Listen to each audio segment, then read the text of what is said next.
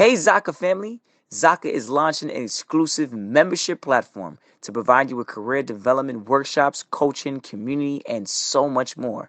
Go to ZakaConnect.com and sign up to receive information on how to access early registration and perks.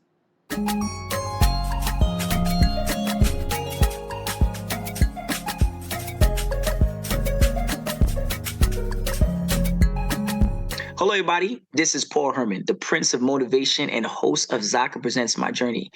We're creating this vulnerable and positive platform where you get inspired and motivated from different leaders from our community.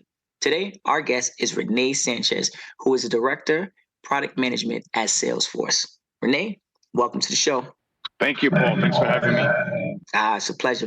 I'm so proud to have get this opportunity to hear from you, and obviously have our listeners hear from you. And I can't wait to hear about the journey, about your career, and all the various different places you've been. But one of the biggest things that we like to know, and I know the listeners are dying to know, is tell us a little bit more about your cultural background and where you're from. Sure. So I was born and raised in the Bronx, New York, Puerto Rican descent. My mom and dad were both born in New York. Actually, my mom was born in PR, but she moved to Texas at a really young age. And I spent time growing up in the Bronx until I went to college in Connecticut when I turned 18. Mm-hmm. Now, how was it growing up in the Bronx? Like, talk about that childhood experience. Yeah, it was, it was challenging, but, I look back on it and I was fortunate, compared to some of my friends. I have good friends of mine that, I have one good friend that's life in prison. I have other friends that passed away, and, it's kind of growing up in the hood that happened. So looking back, I feel very fortunate, but, it was challenging, but I found a way to have a supportive family, a loving family, and I was fortunate along the way, for sure. Now, obviously, for the listeners, some of the listeners is their first time even hearing about, like, for example, the Bronx, right? Because it's a platform internationally. Could you talk about like the culture in the Bronx? Yeah. So the time to when I grew up, I was very much influenced by hip hop growing up in the Bronx. Concrete jungle, so to speak. True that. And it was a lot of Latino culture involvement. A lot of Latinos. Where I grew up, there was a lot of Latinos, a lot of Blacks, a lot of Albanians a lot of mix of Albanians and Italians and Jewish people. So it was very mixed. It was very diverse. It was very diverse part of the Bronx that I was from. And that's always a good thing to be around various different cultures. Diversity is a very important word in the life of today.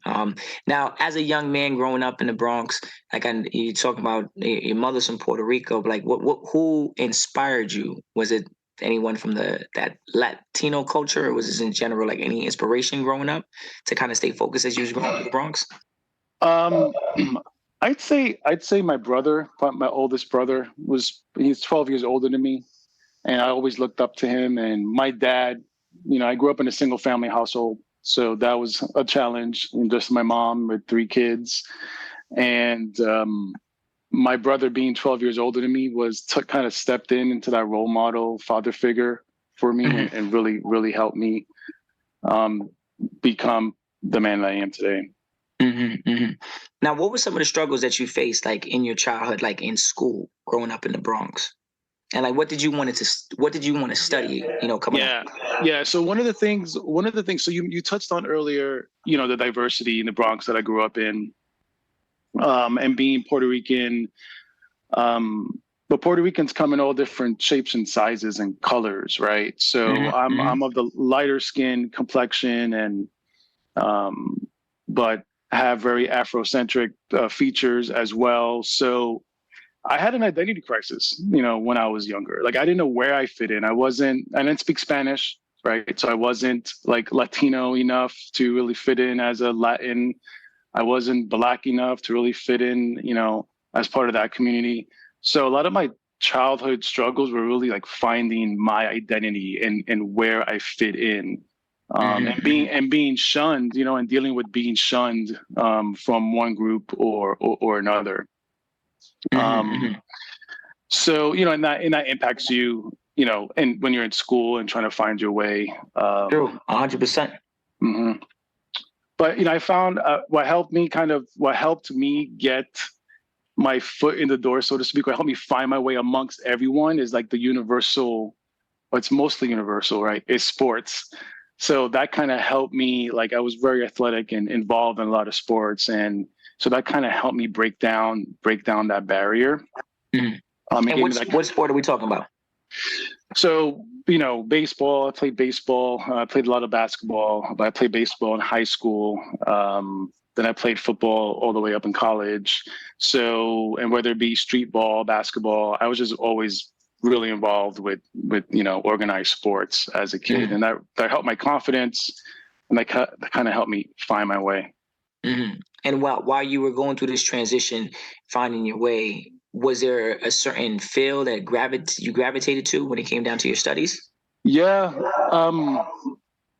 In grammar school. So first of all, I went to private school, right? So I think it's important to note that, yes, I grew up in the Bronx.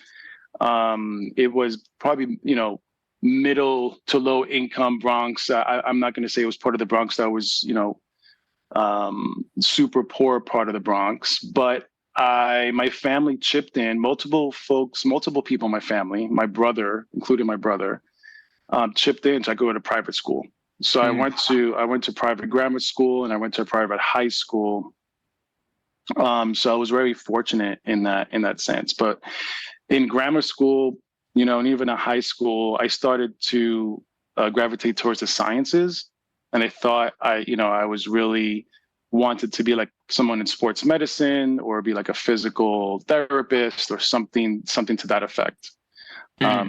And then I went into college and figured out there wasn't much money in that. So I went into computer science. Gotcha. Okay. And did you graduate for computer science? Yep. I graduated with a master's in science of computer science. And then I went and got my MBA in business. Okay. Now, early in your career and even in college, you were always an advocate for diversity. Why is it important to you? Was it because of something that, you were around while you were in the Bronx, or is it something that, you fell in love with? Yeah, it's a loaded question, but I think because I had that identity crisis, I was really keen. I really was keen to the differences between the cultures. And also because I was in the middle, I also saw how those differences often kept a lot of people from those cultures from really coming together. True. Right. And I was always in the middle, and I enjoyed being in the middle, and I learned so much from being in the middle. And just that diversity of thought, right? Which brings so much to college campuses, which brings so much to corporations, which brings so much to a community. It's like those cultures, but it's not just the cultures, but it's how those cultures think, and their way of thinking, and their way of processing, and the creativity and the creative process. That diversity and where people come from, they bring that diverse thinking. It always fascinated me, and I think a lot of people miss that and don't understand that part of diversity. But I think it is a big word to digest sometimes. Yeah, it definitely is, and I think going back to like my identity crisis, it helped me. It had, had some positive outcomes, and that's one of them. Now, I also noticed from the bio, in which you have an intensive bio, I see that you went to Sacred Heart University, and it's predominantly a Caucasian university. How challenging was it to educate the school, at that point in time, and also other students about the benefits of diversity? Reflecting now as I reflect on my time back at Sacred Heart, I can't say I was consciously aware of bringing the message of diversity other than believing in it, right? So I wasn't consciously trying to educate people. It was more being part of a great organization. So I was part of a fraternity named Omega Phi Kappa, and that I helped found, and that was solely based on diversity, leads to knowledge, right? So, and that was diverse in the diverse, and it was diverse. It was people. We represented that, right? We represented diversity in that organization. So it wasn't like we were a Black or Latino organization making the school more diverse. Within our organization, we were super diverse. So we had people from all cultures, from different parts of, from cities, suburbs, white, Black, Latino, it didn't matter. We were a very diverse organization, and just believing wholeheartedly in that message that we were getting out there on campus, was my way of really educating everyone around me, or everyone on that campus about diversity. Even though I didn't realize at the time that I was having that impact, that we were all having that impact, but we were. It's something that sometimes people just don't even realize. The work that they're doing does influence many people, and sometimes it creates trends. It's trailblazer, and it continues on. And I know that the efforts that you made at your college, and obviously going into your career, which we'll talk about in the next couple of minutes, but it started something at that university, and I know that obviously it impacted the people that you were working with at that point in time, and I know that it kind of like spearheading into several different organizations. I know that the thing that you mentioned was about getting involved, and I think that's a very important thing that our listeners, especially the ones that at a university or planning to attend, you said that you were the organization was very diverse, not only within ethnicity, but then the work that you guys did on campus. You were obviously a part of the sports team. I think you said football. Were there any other organizations on campus that that helped you out along your career path? Yeah, absolutely. And another way that I brought the diversity message and empowered, or I hopefully empowered others, is by being a leader on campus, right? And I was influenced by seeing Latino leaders and Black leaders on campus, and it empowered me to step up and do the same. And I was an RA, for example, so I was an RA on campus, and taking a leadership position within the fraternity. So being able to step in and show the rest of the university that us as minorities are capable of leading others, and not just other minorities, but everyone, I think is a big influence. And those leadership positions also, were invaluable for my career, and how to step in as a leader throughout my career. Now, as a leader, you when you graduate, you got to be your own leader. You got to be your own boss at this point in time, right? You're leaving the university, the dorm room life, and you're on to your career, starting it now. Walk us through, right? Where was like that first job? What was that journey like? How hard was it?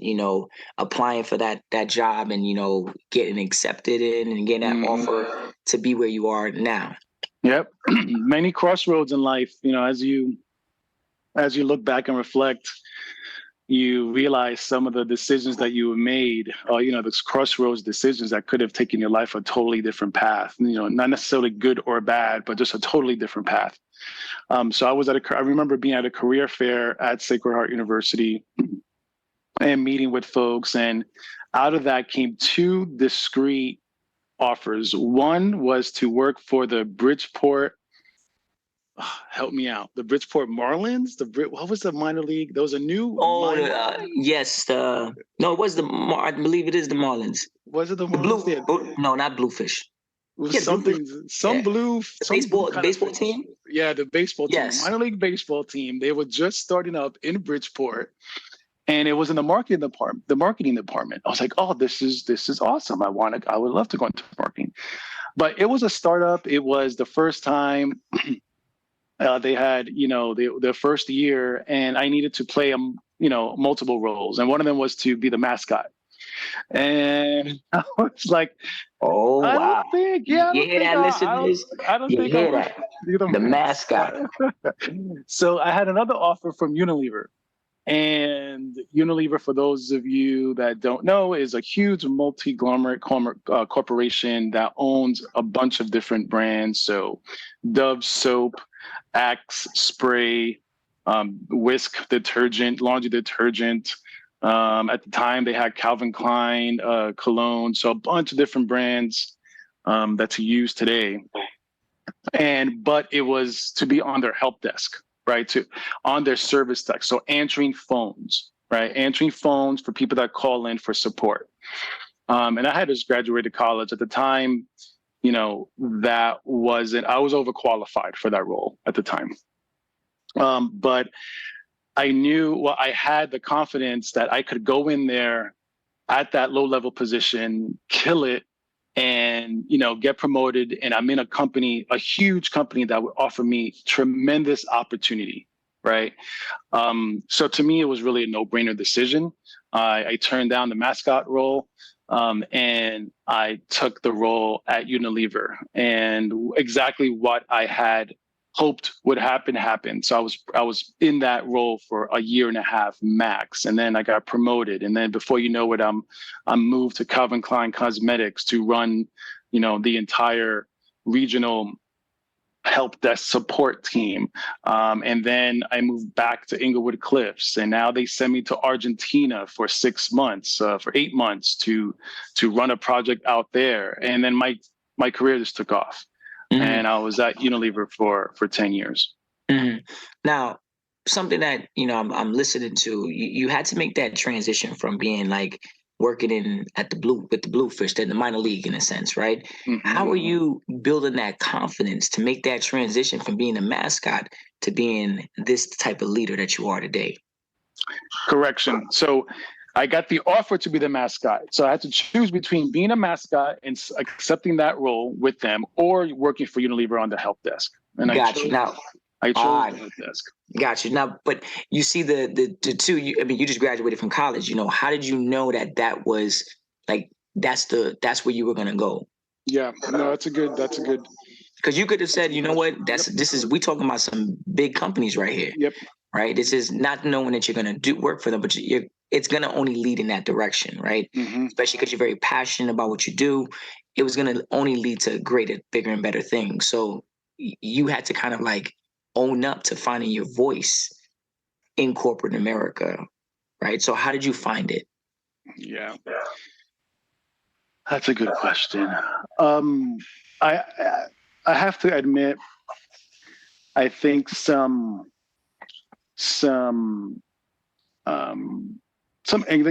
ignorance on my part, as far as like not really knowing that I was being judged for my last name or the color of my skin, which was probably, for me at the time, it worked in my favor, because I never felt like that was a barrier. But looking back now, I know I was being judged, but I just had a confidence in myself that nothing, that I could accomplish anything I wanted to, for the most part, if I put my mind to it. It sounds corny, but you just come out of college, you have, and I had decent grades coming out. And again, the leadership positions and the opportunities I had while in university and taking those opportunities. I played football in college as well. That really helped. I didn't mention that earlier, but being on that football team and having to be at practice by like 7 a.m. and getting my ass up at 6:30 or 6 o'clock to be there every day for 2 years that I played, it was huge, and building like a work ethic in me that, coming from a single family household, I didn't really have that work ethic, to be honest. Right. Mm. But that really helped instilled like a work ethic in me, like get up, do what you got to do no matter what, and go throughout your day. So just those little wins between football, between Omega Phi Kappa, the leadership positions of being an RA, just gave me the confidence that I could succeed and I could take the lower level job and have confidence that I could do what I need to do to get promoted. Mm-hmm, mm-hmm. Now, Unilever, you talked about, briefly about your experience at Unilever and the amount of years you worked there. Tell us, like, what was one of the most proudest projects you managed, and what did you do?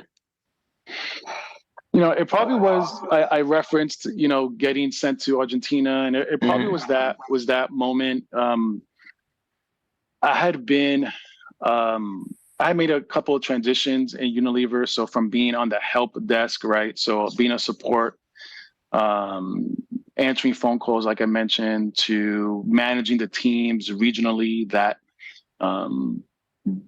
old school folks that came to your desk at the time and fixed your computer when there was an issue, right? Managing that team, to transitioning to an entirely different team that was marketing digital services.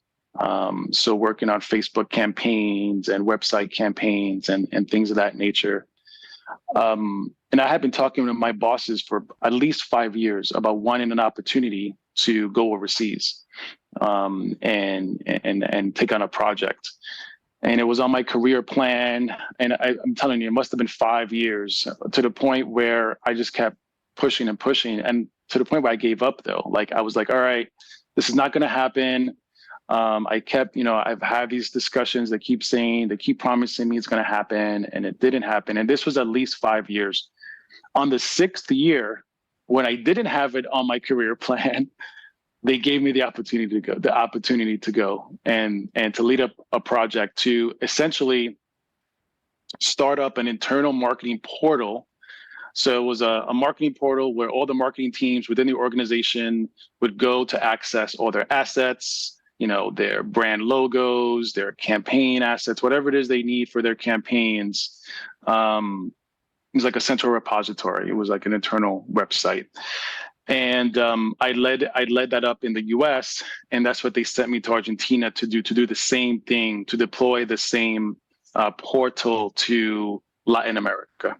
So I was in Argentina, but I had my stakeholders were in Mexico, Brazil, and throughout Latin America. Mm-hmm, mm-hmm. Now, with that being said, you have a lot of experience in like the digital space working, right? In several industries. I know you had to manage different clients, which you kind of talked a little bit more about. Like, what type of skills do you feel like you think are valuable in regards to collaborating with so many clients? I think the number one skill I would put on top of my list is authenticity. It's just being your true self. Not as far as, walking around with your feelings on your sleeve, not being your true emotional self, but really being authentic as far as like, your thoughts and your intentions, and how you speak with people. That really, more than anything else, has really helped me to build my relationships, build my networks, and to conduct business. And I'm glad you're hitting on the authenticity thing, because several of our guests that have come on the show prior to you have always emphasized that even in their own career paths, even if it's not in the same alignment with you in your career, whether it be sports, whether it be acting, entertainment. A lot of them had mentioned that one of the biggest things or advice they could give to someone is just being very genuine, organic, authenticity. Like, they mentioned those words. So it's always a great thing to know that is a common denominator to the journey to success. Like, if you want to, because you can lose yourself in corporate America. You can lose yourself in any environment, if you just allow other people to, venture in and tell you this is what you should be doing. And that's where you don't get a voice. You're not able to advocate for yourself. You're not happy. But, if you're authentic and genuine with what you want and your intentions, like, obviously it leads to a lot of great things. Absolutely. And I'll put a 1B to that. So if that's 1A, I would put 1B, confidence / believing in yourself. Because if you lack confidence and you don't believe in yourself, you don't believe what you're saying, you could be authentic and you don't want that to come through. Right? You want the confidence, you want the belief in yourself, And then their authenticity, and they could disagree with you, they could doubt you. It doesn't matter, because that's authentically how you feel, and you True. believe, and you have conviction, right? And what you're saying. So, yep. Now, when did you realize that you found your voice and you were able to like advocate for yourself and your career? Like, how did that happen?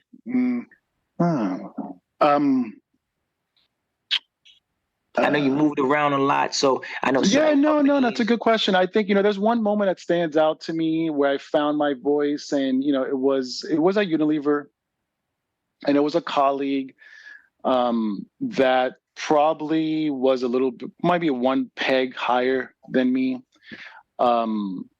And he was just talking to me very condescending. And I very nicely, not very nicely, but I was just very stern in letting him know that you can't talk to me like that, right? Like you shouldn't address me like that. Like I'm here, this is for the betterment of the organization. This is not personal. And I'm doing my job, and, you don't need to respond or talk to me in that manner. And I was young at the time. This was probably 2 or 3 years into my career. And like I said, the person was above me and on the totem pole, so to speak. So I think that's when I realized, and it totally shifted. Like our relationship totally shifted after that. But it's almost no different than I tell my teenage son now, like, you have to stand up to a bully. If you don't stand up to that bully, then they're going to just keep bullying you.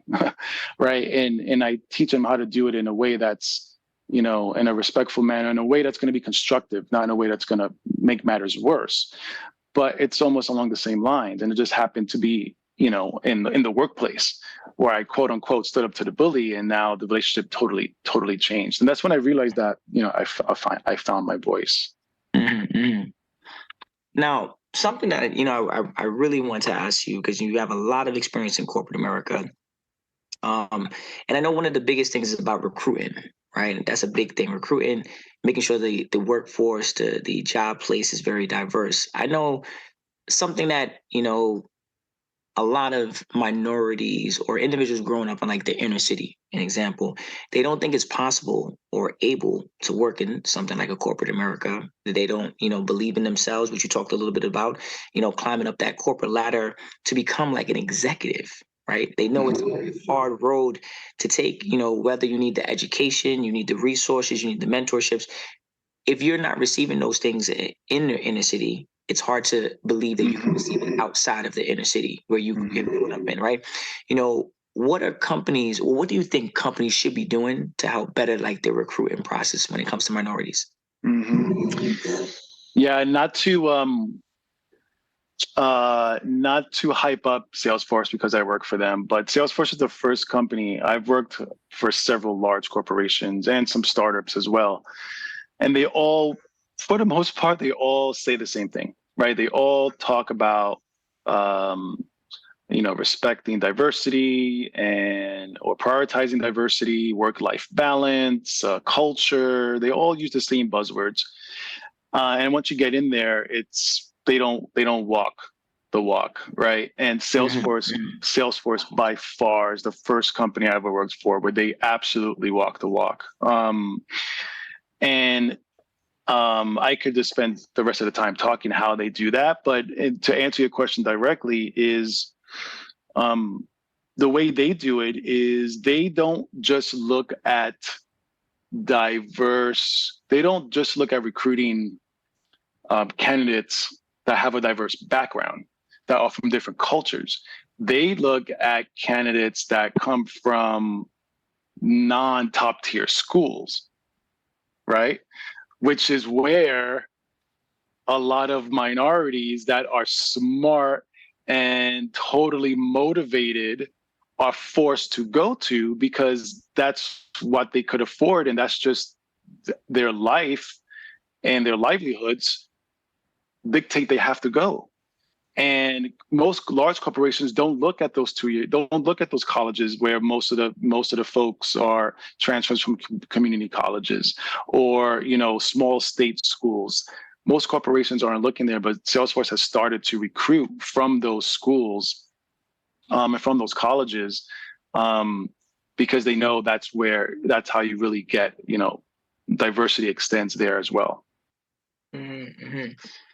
I see. And you are something that you mentioned. It obviously every corporation, does things differently. Everybody wants to help, but are they actually helping? Is the real question, right? For someone like yourself who's been around diversity, understands the importance of diversity, you have helped in regards to spearheading possibly some opportunities or even mentorships to kind of help out other people. Now, as a Latino male, being an executive, you're very successful in your career, by all the things you've done. Like, how do you help in regards to that mentorship of helping to bring other minorities along? Yeah, the way I do it is I'm just authentic with my colleagues, my minority colleagues, and I will take on a mentorship role and give constructive feedback and constructive criticism. But they know I'm doing it out of respect and wanting to help. And that's one of the challenges that I have had throughout my career is that for whatever reason, I just feel like no one very few have given me like really constructive, straight feedback that would help me find my way in whatever company I'm working at. So I try to be that person that really does that. Like, for example, I have someone that's working, that's in a meeting with me, and they'll respond defensively, right, to the group. So I'll, after the meeting, pull them aside and just talk to them real and be like, listen, it's not personal.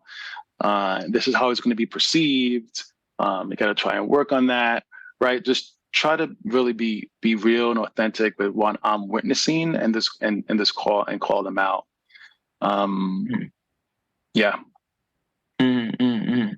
And I think it's very important, especially when you're in corporate America, to finding those, minorities, not the minorities, but the mentorships, right? Yes. And I feel like my minority culture, having someone that looks like you, maybe speaks like a little bit more about your culture, is a little bit, easy to digest, to kind of help in that transition. Because corporate America is massive. Yep. You can work for some of these large companies and feel like a peanut. And if no one's knocking on your door, if no one's coming to your desk to say hello, how you doing, you just go to work, and you might get lost in the sauce. But having individuals like yourself that have climbed that ladder, how it feels, and then more importantly, how it feels to be a executive, a Latino male, and not to kind of go back and help those individuals, and being authentic, and giving them your honest opinion on how to make it up that ladder is essential in regards to someone's growth. Now, working at like one of the biggest tech companies in the world, could you tell us a little bit more about what you do for them? So I am a product manager that runs a part of the website for Salesforce.com. So the Salesforce.com website has millions and millions of visitors a daily, but it's not just a website; it's a whole ecosystem behind the scenes, and there's multiple properties associated with that. We have multiple websites, not just the Salesforce.com domain itself. So my job really is to help prioritize capabilities that could grow the business and drive the business forward. And I have a team of engineers and designers that help to kind of bring those capabilities and features to life. Mm. Now, working on like product management, how do you work on collaborating with other teams to lead something? Like, what do you think is the most important quality as a team leader? Yeah, so my teams are dispersed. I have teams in India, and then even my core team is all over the country. A lot of people now are working remotely ever since COVID, and those people have stayed remote. So I think the number one thing when you're dealing with large teams, or you're trying to help lead a team, is just to have clarity of thought and clarity of intention, right? Because that's why people want to be led, and just being clear, and intentional with whatever it is you want from them to start is the first step in, in driving collaboration. And then after that, it's really, for me, it's kind of letting go in a sense, right? It's like, because I don't have all the answers, right? And I'm not the expert in JavaScript. I'm not the expert in designing something, right? So once you set up the problem space, you're clear with what it is you're trying to solve, just let the experts kind of do their thing, and now you become more of a facilitator in the discussion. So yeah, that's just one way of how you kind of drive that collaboration. Mm-hmm. Mm-hmm. Now, throughout your career, like, what keeps you motivated? It changes as you mature, and as you go through different stages in your life. It changes. My family really right now is my biggest motivator, and making sure and providing for them and giving them things that I didn't have when I was growing up. So I really transitioned to my career supporting my family life and my livelihood. When I was younger, it was all about earning, all about making as much money as I can, so that I could have fun and do what I want to do, and have a fancy title that I could, put on LinkedIn or brag about, to an extent. But now it's not about that at all. It's about finding something that I enjoy doing, where I have time, I can still make time for my family, and that I can continue to build a nest egg and support my family. That's what motivates me now. Okay. Well, shout out to having a beautiful family. My last question to you, René. I think that's something I want to leave away with, and I know the listeners are probably wanting to know as well too. Like, what is the biggest advice you could give to a young student who feels hopeless, about having a career? Well, matter of fact, has hopes of like being in a career where it's like a tech career. Mm-hmm. What advice to a young student, like, here, this is what I think you should be doing? I'm going to say two things. So, stack up the wins, right? Stack up the small wins. Just regardless of what your situation is in life, there are always opportunity to succeed and win at something, right? Just the smallest task, right?